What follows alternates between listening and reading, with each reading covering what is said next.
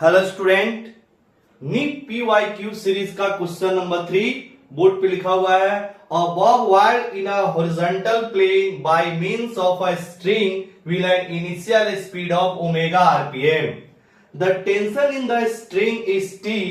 If the speed becomes 2 omega while keeping same radius, the tension in the string becomes, मतलब एक आपका मास है जो एक स्ट्रिंग से बांधकर उसे हॉरिजॉन्टल प्लेन में रिवॉल्व कराया जा रहा है।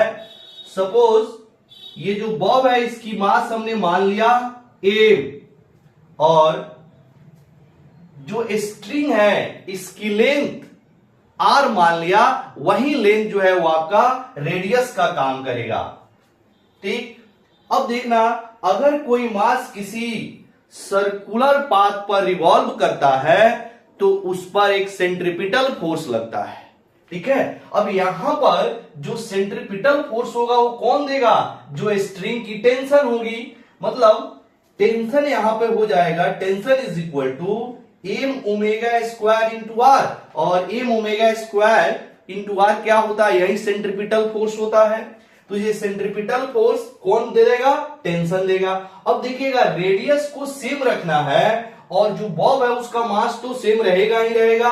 यानी कि मास और रेडियस जब आपका कांस्टेंट हो गया तो आप यहां पे लिख सकते हैं जो टेंशन होगा it is directly proportional to omega square. तो अगर आपका इस तरह के कहीं भी क्वेश्चन बनता है तो इसको कैसे लिख सकते हैं? T1 बटा omega 1 is equal to T2 बटा ओमेगा 2 का होल स्क्वायर। यहां T1 बटा omega 1 square divided by T2 बटा ओमेगा 2 स्क्वायर लिख सकते हैं। अब यहां पर जो T1 है वह मान यहां पर T1 हो जाएगा T के बराबर और ओमेगा 1 हो जाएगा ओमेगा के बराबर। अब आपका बोल रहा है कि जो बाद वाला है ओमेगा, यानी ओमेगा 2 कर दीजिए 2 ओमेगा के बराबर, ओमेगा 2 हो जाएगा 2 ओमेगा के बराबर, तो T2 हमें निकाल लेना है। नहीं, ये आ जाएगा। अब क्या करेंगे, यहां पे वैल्यू रखेंगे तो ये आ जाएगा T divided by omega square is equal to T2 divided by 2 omega square. ठीक है, अब यहां से T2 आसानी से निकल जाएगा। T2 इज इक्वल टू हो जाएगा ये आपका 4 omega square divided by omega square into T.